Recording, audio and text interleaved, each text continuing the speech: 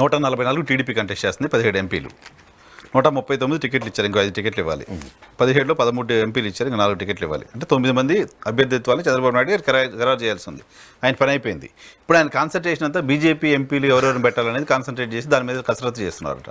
CM Ramesh ఎక్కడ పెడదాం, రఘురామకృష్ణరాజు గారు ఎక్కడ పెడదాం, రఘురామకృష్ణరాజు ఎక్కడ పెడదాం వీళ్ళు గాబరా పడుతుంటారు.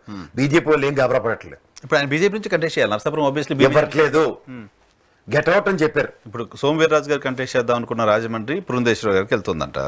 జీవీఆర్ గారు కంటెస్ట్ చేద్దాం అనుకున్న వైజాగ్ని తప్పించి భరత్ గారికి ఇచ్చి అక్కడ అనకాపల్లి తీసుకొని అక్కడికి సీఎం రమేష్ గారిని తీసుకొస్తున్నారంట. So Bharatiya Janata party ticket కూడా తెలుగుదేశం పార్టీ చంద్రబాబు నాయుడు గారు కసరత్తు చేసి సర్వేలు చేసి ఇస్తున్నారంట. చేయనండి, వాళ్ళు ఈ పారాచూట్ బ్యాచ్కి ఏం డిసైడ్ చేస్తారో రేపు చెప్తారు. వీళ్ళకి సాదాపడి అనౌన్స్ చేసుకోవడానండి అంతా. రేపు పార్టీని మడతెట్టేసిన తర్వాత రేపు వాళ్ళు సీఎం రమేష్ గారు నేను క్యాంపెయిన్ కూడా చేస్తాను అనకాపల్లికి వెళ్ళి నెక్స్ట్ అని చెప్తున్నారు. ముందు పార్టీని సస్పెండ్ చేయకుండా చూసుకోమనండి ఈ 30 కోట్ల విషయంలో. పార్టీ నుంచి సీఎం రమేష్ సస్పెండ్ చేసిన ధైర్యం భారతీయ జనతా పార్టీకి ఉందా? ఏంటి వాళ్ళకి ధైర్యం లేకపోతే చంద్రబాబు నాయుడు కోతాడు అడిగించేస్తాడు, సీఎం రమేష్ ఎంత మీరు మరీ టూ మచ్ ఉన్నారు. రేపు బిలీనోకి ఏమైనా తేడా కొట్టమనండి, అప్పుడు ఉంటుంది వాళ్ళకి నెక్స్ట్ కథ స్క్రీన్ పే దర్శకత్వం ఎలా ఉంటుంది. ఇప్పుడు అట్లా అనుకుంటే ఆయనకి ఎంపీ సీట్ కూడా ఇవ్వకూడదు మరి. రఘురామకృష్ణ టికెటే లేదు, సీఎం రమేష్ గారికి కూడా ఇది కనుక కన్సిడర్ చేస్తే టికెట్ ఇవ్వకూడదు. ఇది కన్సిడర్ చేసి బీజేపీ మా కేసీఆర్ చెప్పినట్టు వాషింగ్ పౌడర్ నిర్మా బ్యాచ్కి ఎంటర్టైన్ చేస్తామంటే మనం ఏం చేయాలి. ఎవరికి ఇస్తున్నారు బీజేపీ భారతీయ జనతా పార్టీ టికెట్లు? కిరణ్ కుమార్ రెడ్డి గారు. ఎవరు? రాష్ట్ర ద్రోహి నెంబర్ 1 పురంధేశ్వరి గారు. పురంధేశ్వరి గారు కాదండి, నాకు తెలియకడతా. కిరణ్ కుమార్ రెడ్డి చంద్రబాబు నాయుడు ఎప్పుడైనా ఐ కాంటాక్ట్ కానీ ఏమైనా మాట్లాడుకోవడాలు కానీ ఎప్పుడైనా చూసారా? ఏం అవసరం, వేరే పార్టీ వేరే పార్టీ. మరి ఇప్పటిదానికి మెలాఖాతులు మనకి చెవిలో క్యాబేజీ పూలు కలుపుని తీసుకొచ్చి క్యాబేజీ పువ్వు పెడుతున్నారు వాళ్ళు. రాజంపేట ఎంపీ క్యాండిడేట్ కిరణ్ కుమార్ రెడ్డి గారే నాకున్న సమాచారం. మిథున్ రెడ్డి ఇంట్లో ఇంకా హ్యాపీగా వేరే రాష్ట్రం అంతా ఆయన జగన్మోహన్ రెడ్డి గారికి సహకరించుకుంటూ ఆయన పనులు ఆయన చూసుకోవచ్చు. అంత ఈజీనా? ఆయన కూడా ఆ ప్రాంతానికి సంబంధించిన వాడు సార్. ఇప్పటివరకు ఇంతకుముందు పోయినసారి బీజేపీ నుంచి పురంధేశ్వరి గారు చేశారు, ఆ ప్రాంతం కాదు. బట్ కిరణ్ కుమార్ రెడ్డి గారికి ముఖ్యమంత్రిగా చేశారు చిత్తూరు జిల్లా కాన్స్టిట్యూన్సీ.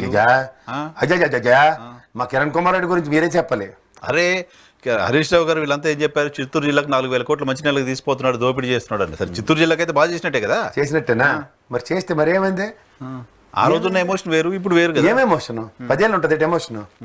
10 ఏళ్ళు మళ్ళీ పోటీ చేయాలి. ఇప్పుడు పోటీ పెద్దిరెడ్డి గారికి అందరికి లేని ఉపద్రవాలని వీళ్ళకి ఎందుకు వచ్చి 2014లో కూడా పోటీ చేయాలి ఆయన. ఎందుకు చేస్తారు? మొక్క అక్కడ వెళ్ళాలి కదా. చెప్పు గుర్తు మర్చిపోయారేటి 2014 ఎందుకు పోటీ చేయలే? ఆయన పోటీ చేయాలి, వాళ్ళ తమ్ముడు పోటీ చేశాడు పిల్లల నుంచి. చెప్పు గుర్తు పోటీ పెట్టాడు కదా. సో ఇప్పుడు చంద్రబాబు నాయుడు గారు బీజేపీ టికెట్లు రెడీ చేస్తున్నారు. దీన్ని భారతీయ జనతా పార్టీ యాక్సెప్ట్ చేస్తుందా? మీరు చెప్తున్న పాత బీజేపీ జనసైనికులు అయితే చెప్పేవాడు పవన్ కళ్యాణ్ అని ఒక నాడు నడుస్తుంది. అలాగే బీజేపీ వాళ్ళు కూడా చెప్పేవాడు చంద్రబాబు నాయుడు అయితే వినేవాళ్ళు బీజేపీ వాళ్ళని కొత్త నాడు చెప్పకండి. గోపాల్ యాదవ్ అని ఒక ఆయన ఏలూరు ఎంపీ క్యాండిడేట్గా నాకు బాగా పరిచయం. ఆయన మాట్లాడేంత ముందుగా ఆయన ఎక్కడో బయట దేశాల్లో బిజినెస్ చేసుకుంటాడు. ఈ మధ్య వచ్చి ఏలూరులో ఒక ఏడాది క్రితం ఏదో పెద్ద ఫంక్షన్ చేశాడు. రాబిన్ శర్మ టీము ఈయన దగ్గర ఏదో బాగా డబ్బులు ఉన్నాయని ఐడెంటిఫై చేశారు. చేసి ఆయన్ని చంద్రబాబు నాయుడు గారిని కల్పించారు. కంటిన్యూస్గా లోకేష్ గారు చంద్రబాబు నాయుడు గారి దగ్గర నుంచి ఫోన్లు అంట. సరైన వెళ్ళి కలిశారు.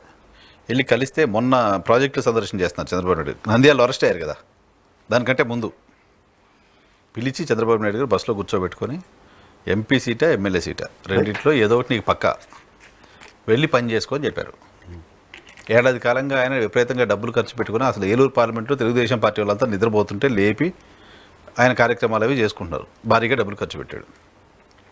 అలా చేయడం రాయలసీమ నుంచి తీసుకొచ్చి యనమల రామకృష్ణ గారి అల్లుడికి అక్కడ టికెట్ ఇచ్చారు.